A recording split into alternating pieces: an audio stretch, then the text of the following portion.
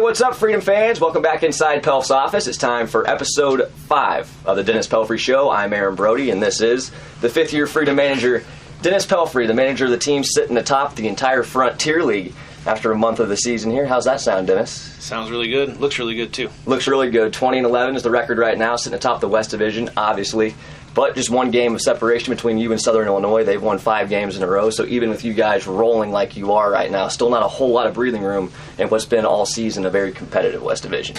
Yeah, I think, especially Southern been playing really well of late, but the great thing about it is we've been playing really well, too, so there hasn't really been any ground gained by them, so it's been pretty fortunate for us to be where we're at with how we've been playing as well. So a lot of good baseball this past week in Florence, coming off the heels of a sweep in Washington. The Florence Freedom made it 6 wins in a row, sweeping the Schaumburg Boomers. You talked about it a little bit in episode 4 of the Dennis Pelfrey Show, how much that Schaumburg series always means to you. It's a chance to match wits with Jamie Bennett, who I know you have a very decorated history with as players and as professional coaches now as well. Talk to us a little bit about how that felt to get that sweep over Schaumburg and such a meaningful personal series for you. Yeah, it was great. I mean, I love Jamie Bennett. He's a good friend of mine, and he's obviously a good manager. And I think that, since I've been in the league, he's the top guy. I mean, he's won 3 championships now, one of them at the expense of the Freedom.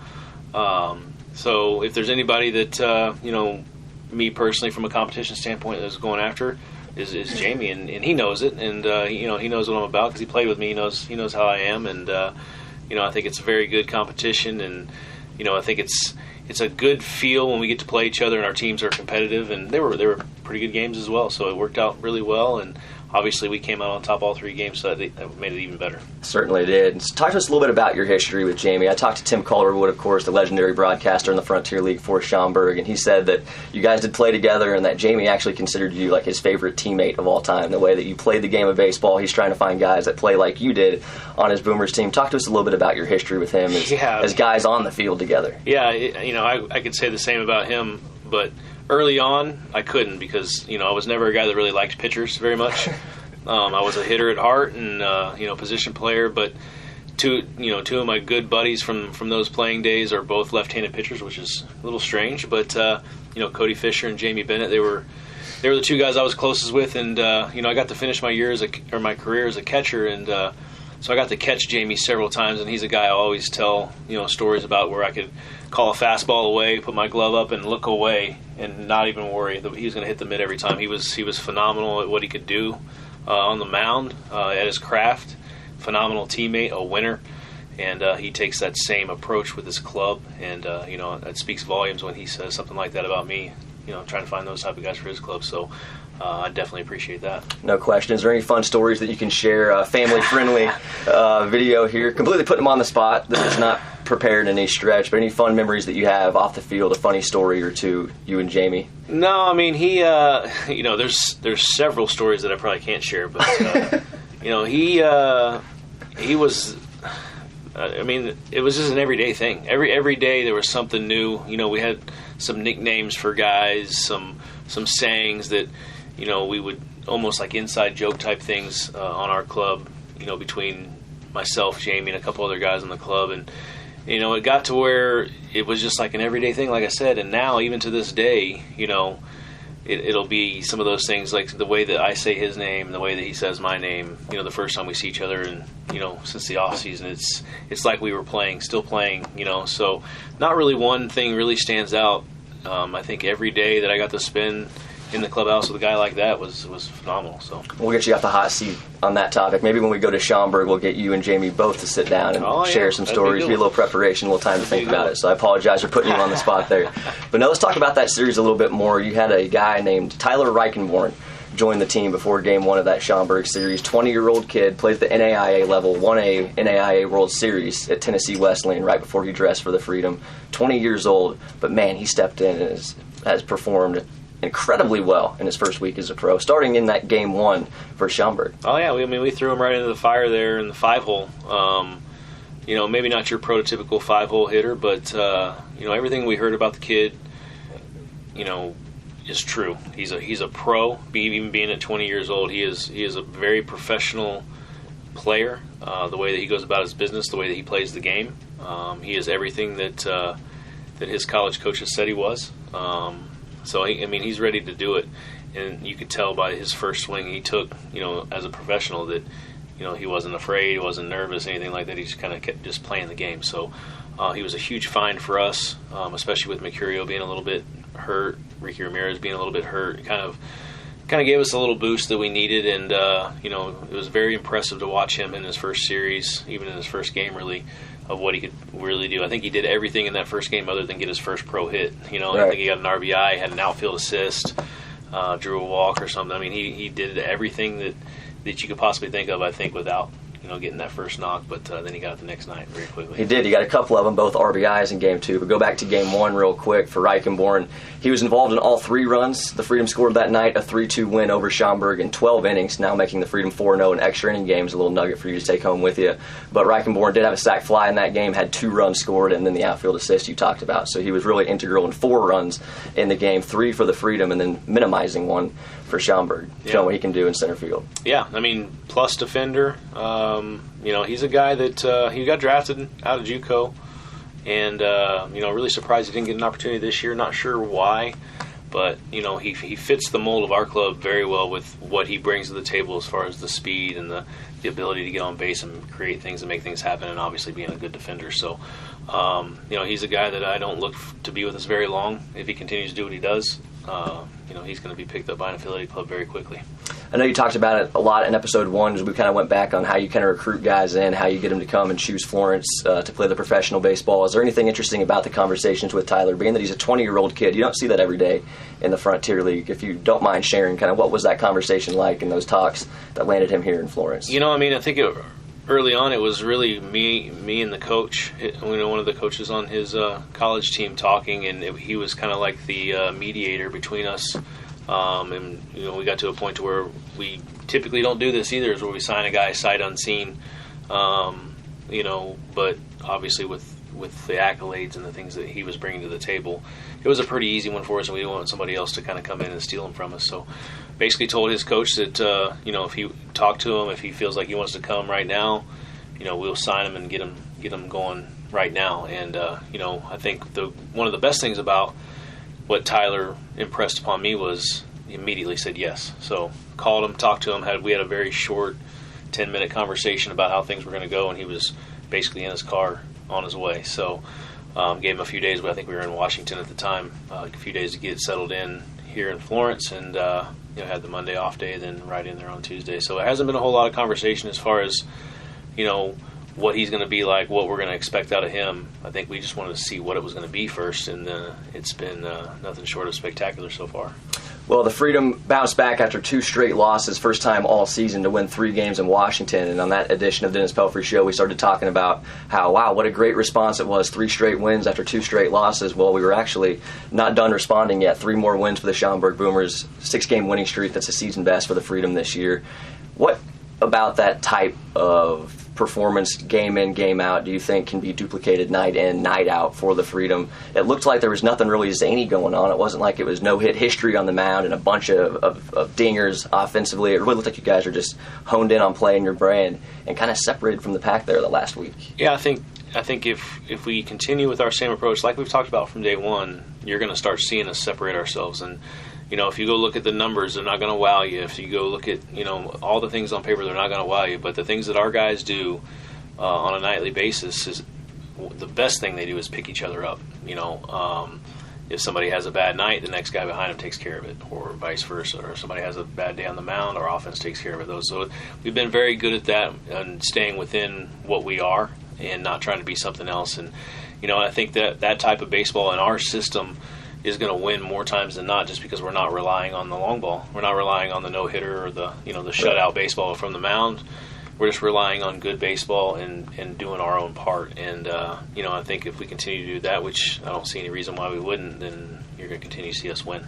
How big is the rivalry amongst your 24-man roster from pitchers and position players? You talked about it, and I know I experienced it firsthand in college as well. It's obviously all fun. You're all teammates. You play for each other, and there's no locker room. I believe in the Frontier League is more close-knit than the one here in Florence. But it seems like we talked a lot about the pitchers this year and how they've kind of kept you guys in games, all the quality starts. I mean, the list goes on and on. You really don't have one ace. You have 5 of them, and they've played exceptional baseball all season, but now we're starting to see the offense show what they can do. How big is that rivalry between pitchers and position players here, and who do you think is the strength of this team? I don't think there's a rivalry between the pitchers and hitters as far as the baseball. Now, I will tell you, in this clubhouse, we got some little competitions going on here and there. Where they got a little penny jar with some friendly bets going on.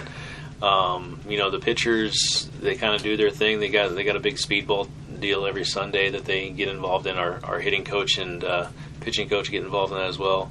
The pitchers VP, I think, is the biggest day where you'll see any kind of rivalry between the hitters and pitchers, because we really don't want our guys separated. We want them to all know that we're all here together. We're all in this thing together, doing the same thing. We're trying to win a championship and all of us trying to get picked up by affiliated clubs, and so why not enjoy it, But the pitchers BP, when that does happen, and I think I owe those guys 4 of them now, because we give it to them for sweeps and for shutouts. So we've had 3 sweeps and 2 shutouts so far, and we've done 1 pitchers BP. So I owe those guys 4 of those, and I have to throw those. So so I got to find some time for that. But you really see it, because the hitters come down to kind of watch, because there may be a little something there, like, hey, this guy really swinging, because they kind of run their mouths a little bit about the swings. Oh, absolutely. And, they hit a few home runs, and I do a pretty good job of hitting those barrels for them sometimes, so kind of make them look a little better than they are. But that's really the biggest rivalry, if there is one, that we have. Everything else is it's every man for himself type thing. It's not a pitcher versus hitter. It's a guy versus a guy, basically. Yeah, everything Dennis Pelfrey is telling you right now is absolutely the truth, as well as about the way his team plays, not relying on one guy. And I thought Game 1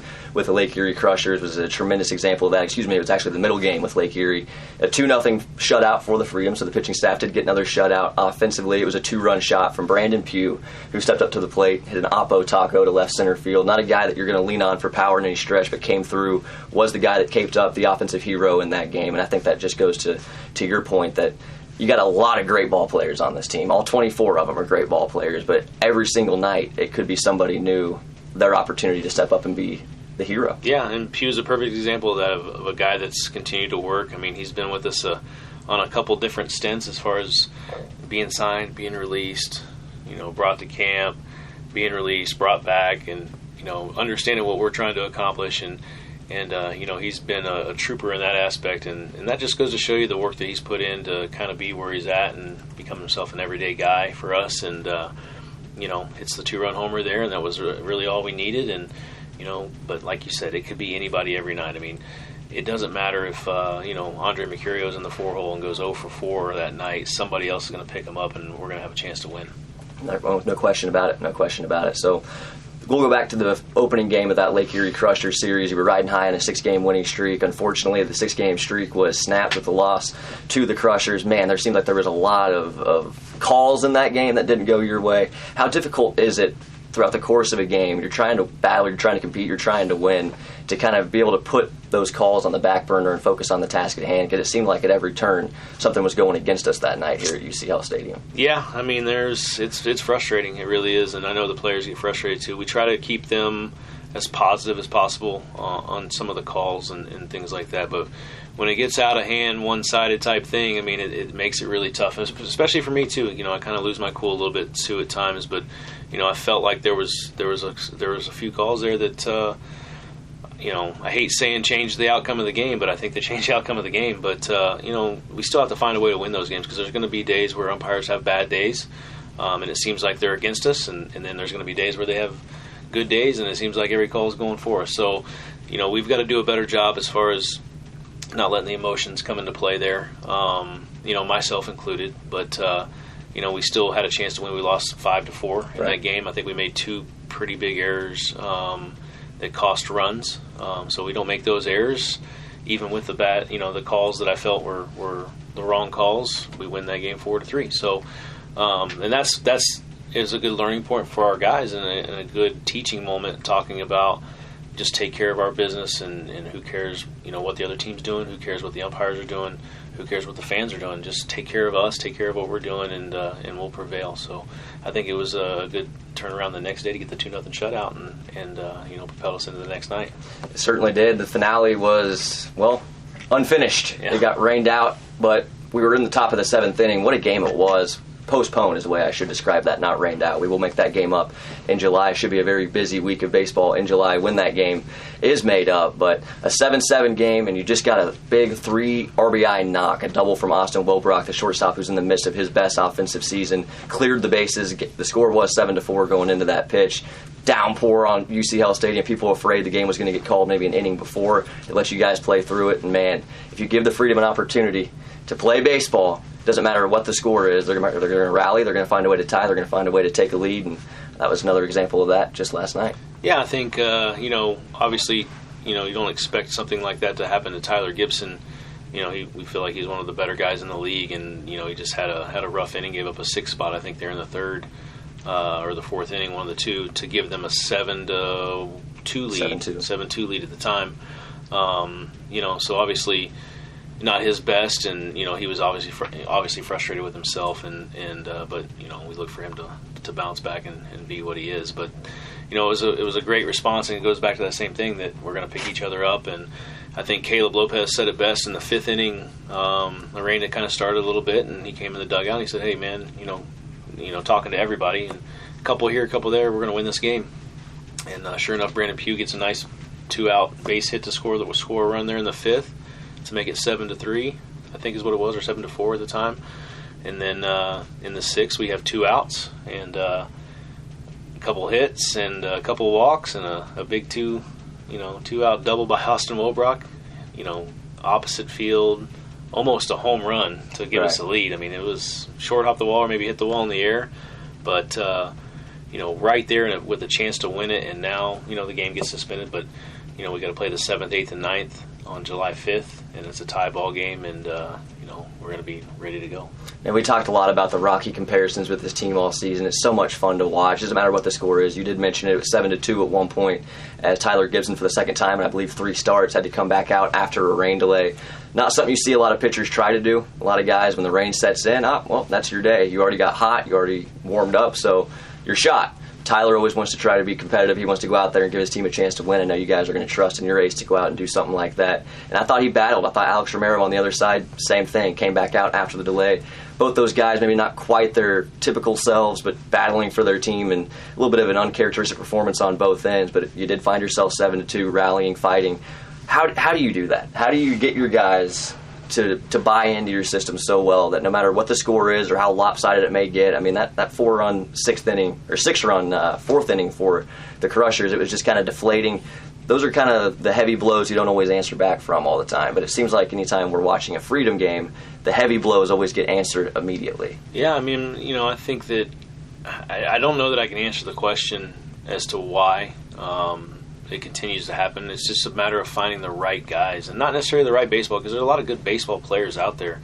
It's finding the right fit for us and how those guys go about their business. Because we were talking about it today in the office, is we're probably the only team in the league that takes BP when it's raining. I know last year the Washington Wild Things threw out on Snapchat kind of making fun of us because we were finishing our BP and it started raining. Well, we figured we'd just finish the BP. If we can still throw the ball without having any problems, then why not swing it? Who cares? So, and I think our guys have understand where I'm at, what my expectation is as far as how we're playing. We're, if it's supposed to rain, like, our guys won't even ask, "Hey, we're going to get rained out today," because they know we're going to wait and play. We're going to play the game until they tell us we're not playing. We're playing. And I think you saw the majority of our guys hang out in the dugout, while the rain delay was happening last night, because we knew we're going to play when the other team maybe wants to go home because it's the travel day or whatever. But we want to play, and we want to win. And guys like Caleb Lopez and these other guys that we have around us, Austin Wilbrock and Mercurio, these guys that understand what our team and our organization is about. It's just not a question. They know that. I call it the quick strike offense, because we can do so many things. We can hit the home run, we can steal a base, we can bunt for a hit, we can do a lot of different things, and we can score a lot of runs in a hurry. So being down 6 runs, being down 10 runs isn't even a problem. Like, we think that we have a chance to win those games. So, and if I think it comes from the top, if our coaching staff feels that way, and all of our guys do, then our players are going to feel that way. And I think that starts it. But the players at the end of the day are the ones that have to do it and have to have that mentality, and they have. I've been here for 3 years, and it seems like that's always a calling card of the Freedom. No matter what the score is or the situation, they're going to keep battling. They're going to use all their outs. Let's not forget that one game in Gateway, down 2-0, down to their last strike with 2 outs in the 9th inning, still found a way to get a win. So there is literally no counting out the Freedom, not until that 27th out is recorded. So you come back home after the Washington sweep. You got a 6-game homestand. I know you play to win every single game. You want to go 6-0 in every single game, but I got to imagine 4-1 and tied in a suspended game certainly met your criteria for what you would hope to accomplish in the homestand. Yeah, and I don't even necessarily think it's about the wins and losses as much as it is about the progression. Because we talk about that all the time from an individual standpoint for each player and our coaching staff and myself. I want to progress every day as a coach. Our players, we want them to progress every day as players. So I think if we're progressing in the right way, I think that if we're helping the player become better at what they do, then ultimately it's going to translate into wins for us. But we can't control outcomes. We can't control at the end of the day who wins and who loses or what our batting average is, but we can control what we're doing and how we're progressing each day, and I think that is going to be the determining factor in the end. Another thing you like to control during batting practice is the music, and it's usually Eric Church radio on Spotify, something that I certainly respect. I've always felt so at home here in Florence. With Dennis Pelfrey at the leadership, I've always loved watching the way he performs, the way he coaches, the groups he brings in.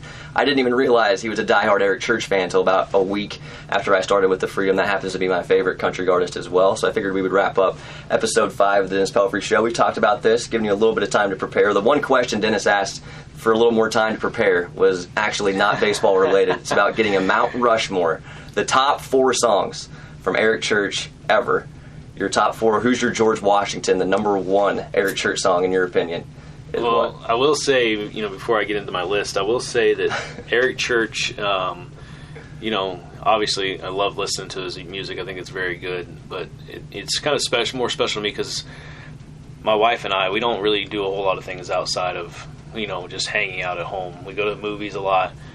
We've been to a couple concerts, but we've been to 2 Eric Church concerts. One here in Cincinnati. Our trainer a few years ago got us tickets for it, and it was kind of on our for my wife's birthday. So I don't know how much she likes Eric Church, but we were able to do that thing a couple times, and it's kind of stood out to me. So that's kind of where he's big for me, especially with my wife not being here this summer. It puts a little. I guess a little at home feeling for me when I hear it. So that's why I try to pick it. I don't pick it every day, but the days that I do pick it, it's definitely Eric Church. But to go back to the rest, there you go. To go back to your question, I think my number 1 Eric Church all-time favorite, one I could go to every day is Springsteen. So that would be my number 1, and then from there the next 3 are kind of all real similar. In my list, so I wouldn't really rank them 2, 3. It's kind of like our pitching staff. It's like, they're all very good. That's right. So it's hard to pick the ace. 4 is impossible. But if I had to pick one, it would be Springsteen. But then you got 2, 3, and 4. 2 is one that there's not a lot of people I know that have heard it, but it's called Chevy Van. Chevy Van, absolutely. There's not a lot of people that I know have heard that song, and it never plays on Spotify for some reason. But bonus track on the Chief album. Yeah. And so that's one of my favorites. Wrecking Ball is one. Just kind of plays right into me going home after the season. I'm sure it does. Thing, not seeing the wife for a while, so I guess we'll leave that right there. But that's good. You relate. Yeah. You relate and then on the new album, Some of It is becoming one of my favorites pretty fast. And if I had to build a new Mount Rushmore to add a 5th one. One of the little bonus one up there, Monsters is slowly becoming one of my all-time favorites from Eric Church. Yeah, good Christian background to that song as well. One thing I love about Eric Church as well. So there it was, the official Mount Rushmore for Dennis Pelfrey, Eric Church music. You really don't get much better than that. I agree with you. You go to one concert, you're a fan for life. He brings an energy on stage that you just don't see, and that's kind of similar to the Freedom. Yeah, you come to a UC Stadium, you watch the Freedom play, you remember watching that group of 9 guys and what they did that night. So Dennis, thank you so much again. Maybe we can get Eric Church to come out and watch us. I would love for him to be one of those Saturday rocking concerts right outside the left field or right field line. I'm sure you'd do it. I'll reach out. I'll tweet him. We'll see if we get a response. But he's the kind of guy that would show up. If he knew he had loyal fans in Florence, he would be here probably in 5 minutes to do a show. So, Dennis, thank you so much. Congratulations on all the success right now. The Freedom are 20-11, sitting at the top of the West Division, right where you want them to be. That's right. Thank you. No problem. Dennis Pelfrey Show every Monday. Stay locked in on social media. We'll tweet it out. We'll put it on YouTube. We'll put it on Facebook. It's everywhere. Look up Florence Freedom. Look up Dennis Pelfrey. Look up Aaron Brodie. You're going to find all editions of the Dennis Pelfrey Show this season.